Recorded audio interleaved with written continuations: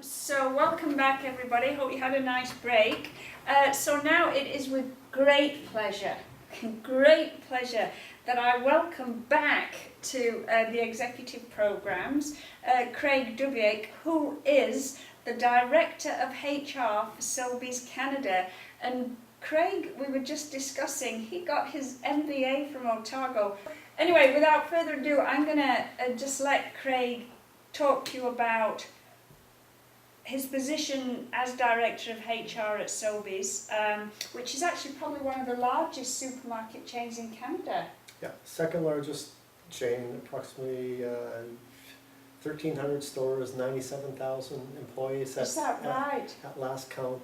97,000 employees? Yeah. So you must be the second largest.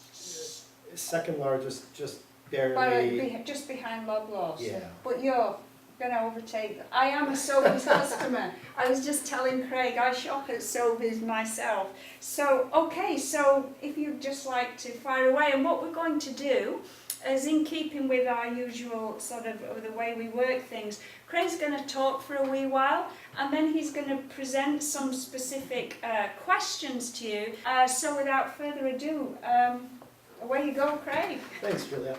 You know, one of the things, I'm really honored to be here speaking with you this evening, and really, you guys are really lucky to be part of this Otago MBA. It's just really a special program. You can just see by, I guess, Julia's response to me, you don't get this at everywhere, where you get people that are this caring, and that's what made this program so nice. But anyways, I'll save some of my accolades for the Otago MBA and some of the questions you might have about some of the other places I studied, and some of my thoughts on that till the end, because I don't want to get carried away with that, because I could take up the next hour talking about it, so I'll have a limit with that. But anyways, just wanted to, I guess, start with a little bit about myself. Well, not too much about myself, because Julia already said that, but I don't want this to be about me. It's not about how great I am or anything else. I've been very fortunate since I completed the MBA to be a part of a couple of really unique organizations and some really unique learning opportunities, and as a result of that, I'd really like to share some of that with you guys. So that's my motivation for doing this, and also because when I sat down, when I started my MBA, I guess there were some misconceptions about HR, and even though I had a long history in HR before I started the MBA, it wasn't until I completed the MBA that I really got into more of a senior management role and get into some of the strategic parts of HR that I didn't really know existed, even though I was part of that world. So most recently I've been a part of Sobeys Canada, and as Julia said, we're the second largest food retailer in Canada. To give you of size, I guess, for the New Zealand people, give you, so for example, New World, Pack and Save, and Foursquare, if you took all those properties and multiplied them by 10, that would be close to what we are in Canada. Yeah, and what I don't know if I started with this, but I think we have 97,000 employees, so a really, really big organization. And most recently, one of the things I've been lucky enough to be involved in is we purchased what would have been the third leading grocery supplier in Canada, which was Safeway Canada, and there's also a subsidiary in the United States. So why this changed everything for me was, I guess, even though I was, through my last couple jobs, been a player at the strategic table and realizing the importance of HR in terms of planning with people. But never had I been lucky enough to be a part of a merger and acquisition that was quite this magnitude, and really surprised when this thing started happening. One of the first groups that was contacted was the HR group, not operations, but HR, because we needed to know what are we going to do with the people. When you're managing this kind of change, the people are absolutely vital, because if you're going to do this takeover and all of a sudden you have mass exodus from one organization or another, what are you left with? Pretty much nothing. You know what I mean? Yeah. And Julie and I were just talking about this too, that the organization that does this purchase usually goes out on a limb, because we're spending a lot of money. In this case, I think the Sobeys acquisition was about $6 billion. So a large amount of money, and that can put an organization at a bit of risk. Even though they're a financially strong organization, you want to make sure you have everything properly in place. So I guess I was really surprised, and Sobeys, being a really, really people-oriented organization, wanted to make sure that they take care of not only our people, but also the people with Safeway. How do we do that? If we've got good people in there, we don't want them to do a mass exodus. One of the things that was a little bit of a challenge is Sobeys was not a unionized organization, and Safeway was. So in terms of,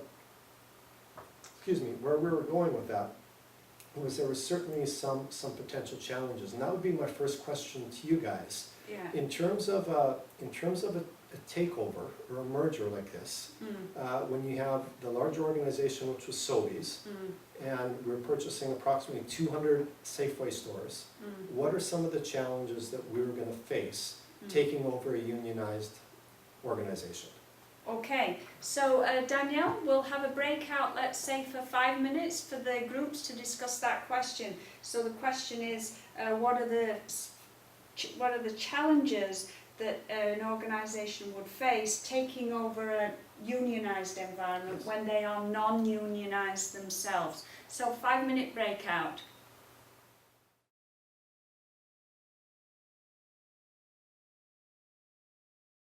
So if I can just welcome any comments or any questions. What did you discuss in your groups? Craig's here to take some questions. Okay, Mel. Now Mel actually works at New World, isn't that right, Mel? In town. I do. Hi guys. Hi. Yeah, hi Craig, nice to meet you. A pleasure. So our group discussed a few of the potential things that you probably need to do first before you even have any discussion would be to do a lot of research. Obviously, if you're moving into a unionised store and organisation, it's quite different from anything that if you haven't been involved with it. And there's quite a few legal implications that you probably wouldn't be aware of until you're sort of in it. And the other thing we thought was key would be consultation and communication. If you've been involved with unions, obviously it can be quite time involved. It wouldn't all be solved in one consultation. It's an ongoing process. So that was just a couple of things that we came up with. Okay, good. And really good. One of the things that the first group kind of talked about a little bit was some obligations with the union, and you guys were talking about legal implications. I'm now going to, before we go to the other groups, I'm going to talk a little bit about the legal implications, and some of them that people may not necessarily know. And this is really, really a big part of this one, and it's a term called intermingling. So, are you familiar with that, Julia?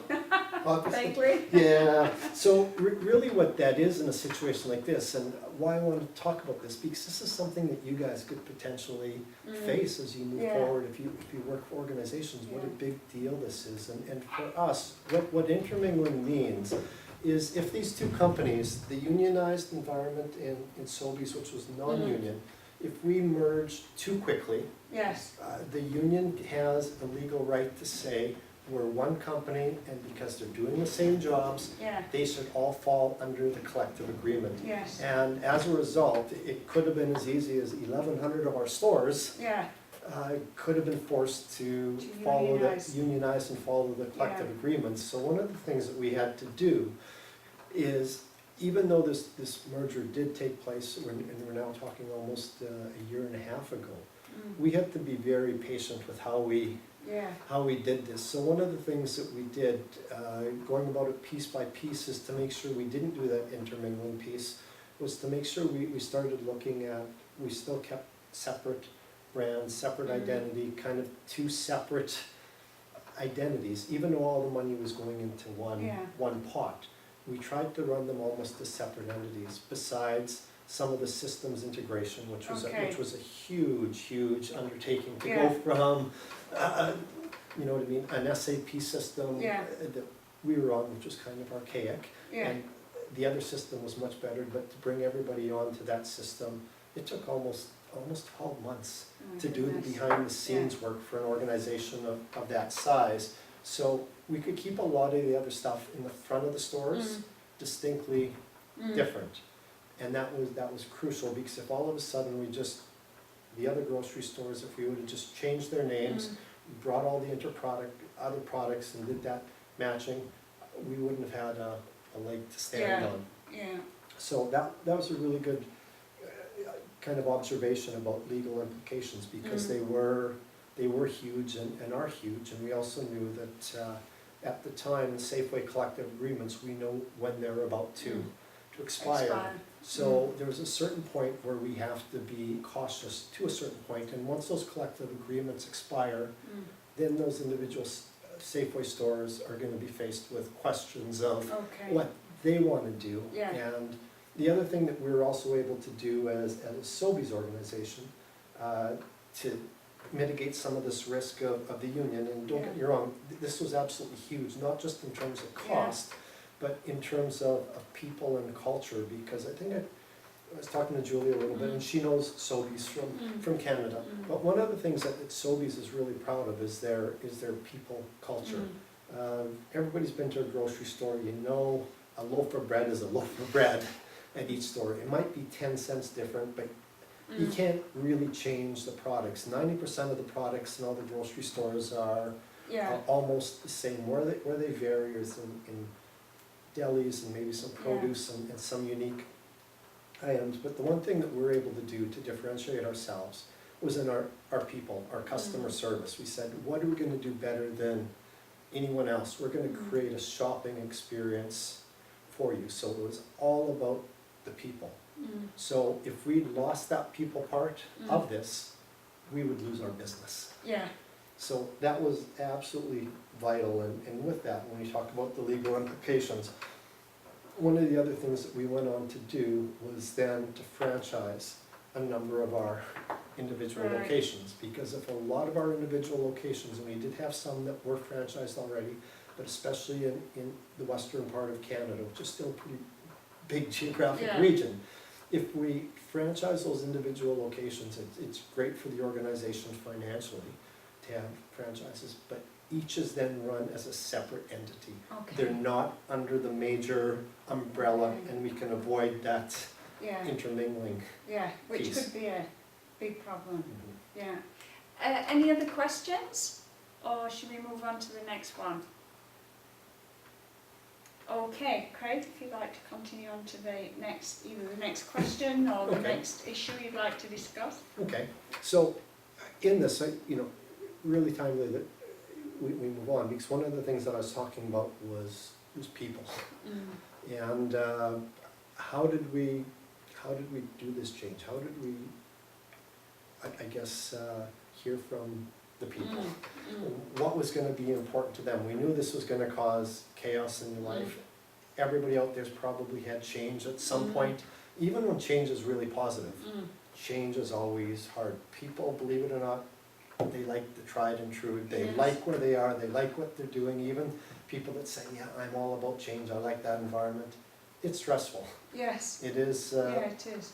It is difficult. So, like I said, if we're talking about almost 100,000 employees, what's one way that we can connect with all of them? What's one of the things that we're gonna do where we can see what's important to them? Because sitting in corporate office is one thing, making an assumption of what's important to them is, but how do we do that? So that would be my next question to you guys.